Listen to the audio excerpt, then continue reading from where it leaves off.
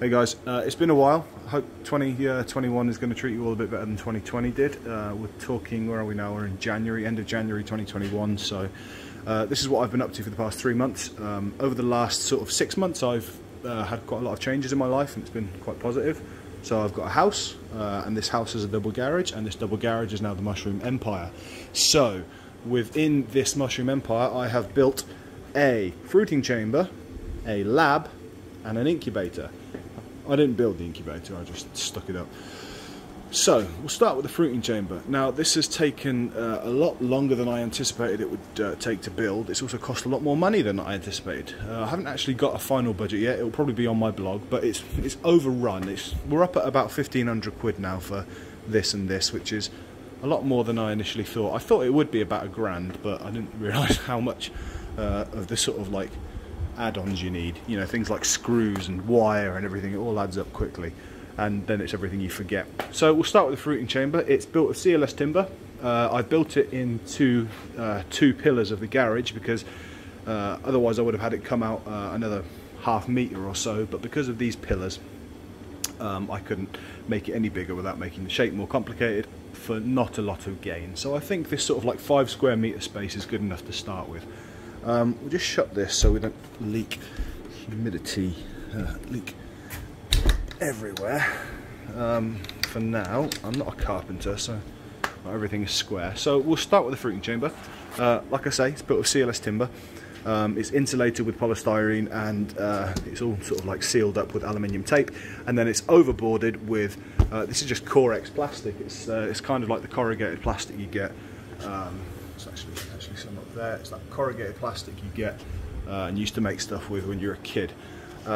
It's lit by two 6500 Kelvin waterproof lights, which are run through waterproof glands through the roof, and it is humidified by a 12 head 48 volt ultrasonic mister.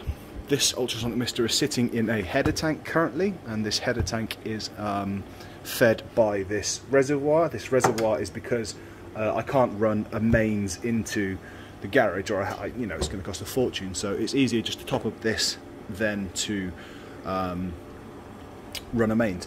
That may change, and I may run mains into it because I like the idea of having a sink and a drain in this little worktop that I've put in. You know, just it'll make it a lot easier to do all the sort of like prep if I could. So that's one of the reasons I've made the header tank, is because maybe one day I'll plumb straight into it with a float valve. So for now, I've just got this big barrel, and it's got a UV light. It's going to have 2 or 3 more in there. This is an aquarium UV light, and that will sort of keep the water from going bad as best it can. I'll also put a recirculation pump in there just to keep the water moving so it doesn't go stagnant, and not that that's going to be a massive issue with a UV light. In there, there's a 12 volt submersible pump, and that's powered by this 12 volt transformer. And that 12 volt transformer also powers the float switch, which is inside, which is what triggers the pump. So there's a little computer in there, a little Arduino board with a relay on it, and when this float is low, it obviously turns on, and then the water level rises and the float lifts it up, basically. So it sits just below, because the float rests on the actual mister, so when the mister drops it lifts it back up. So that's there, and then there's an overflow valve, an overspill line for when it goes wrong, so I don't flood the garage. So that powers the ultrasonic mister, that powers the float valve, it powers the pump, it also powers a 12 volt output jack that I've got here. This was originally for a diesel heater that I wanted to install in the garage. I wanted to install it somewhere around here for the fruiting chamber, so that I had a way of heating it, and they're 12 volt because they're like car heaters and van heaters and that. But for lots of reasons and lots of thinking, I think I'm actually going to go with tubular heaters and just sort of take the hit on the electricity. But it's just a lot easier. So I'll probably end up wiring another 230 volt into here. This is a 230 volt, not quite right yet. This is obviously switched by the STC 1000. It's got a cool and a heat function, pretty similar to the Inkbird, but it was that was 10 quid I think, and the Inkbird was like 30 or 40 quid. So as the project got more expensive, I was just looking at places to sort of save a bit of money and little things like that. I'll probably save myself 20-30 quid after, you know, I had a lot of the a lot of the wiring, plugs and all that. So I will need to run some more sufficient cable. This is kind of temporary at the minute. I don't want to overload it, but I need to upgrade my consumer unit before I do that in the garage, which is over there. So that powers that, and then obviously, like I say, the heater is, the cooler is powered by, is switched by this as well. So that will potentially run an air conditioning unit or an evaporative cooler. Not that that will really matter because there'll be that as an evaporative cooler. But yeah, we'll see. We'll see what happens in the summer. See how ruined we are from global warming. And then obviously there's a fan there, and it blows into there. And then at the back of the room there's a fan, and I'll open this up in a minute, and you'll see just how overkill I've once again made these ultrasonic misters. So these are smart plugs, and I'll sort of set them on a timer. I've spent too much money and too much time messing around with sort of I can't remember what they're called, hydrometer controllers. So, you know, the Incubator hydrometer, I can't remember what they're called, that basically give you the relative humidity. They die after a few weeks. They're not great, so it's much easier to run it on a timer. I looked at lots of timer options. I looked at the simple on-off timer. I look at boiler timers, and these smart plugs are brilliant because the way that you can set them up is just you can very quickly change the cycle. So I can set this to sort of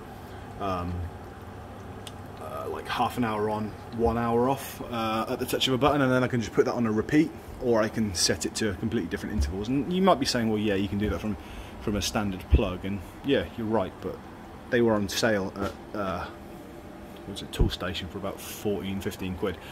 The caveat being, obviously, my internet didn't reach out here despite me getting it installed very close, because it's terrible. Don't get Virgin Media ever.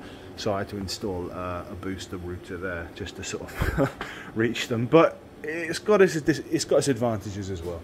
So that's the fruiting chamber. I installed a little window today because I thought that would be the smart thing to do. Obviously you can't see anything because it's so humid. So we'll just pop this open. Nice tight tolerances. And as you can see, it's like stepping into a spaceship. We'll just let some of that escape. I swear to God, my neighbours are going to call the police. So we'll walk to the back of the room here, and hopefully the focal length will increase. Sort of. So here we've got an access panel, which means I can access the fan to clean it and stuff like that. That's actually not working very well because the fan's blocked outside. The room is tanked, so there's obviously this Corex plastic which I talked about, and then it's just held in by these caps. And the room is tanked, so I can wash the walls down. Crikey, that's like vaping. So I can wash the walls down without getting things stuck in the corner. It's the same sort of stuff you see in hospitals. It was a massive pain in the backside, and I know James will agree if he sees this video that it was a huge pain in the backside to do, but he got me through it. You know, we were having this conversation over Facebook Messenger while I was doing it. So yeah, when this clears, oopsie, don't stop recording. When this clears, I'll just close that for now.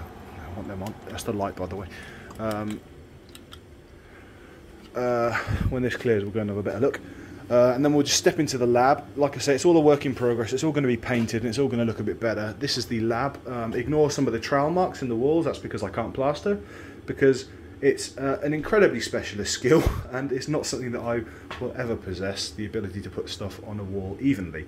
So it does what it does. It's a wall, 4 walls, a roof, and a door.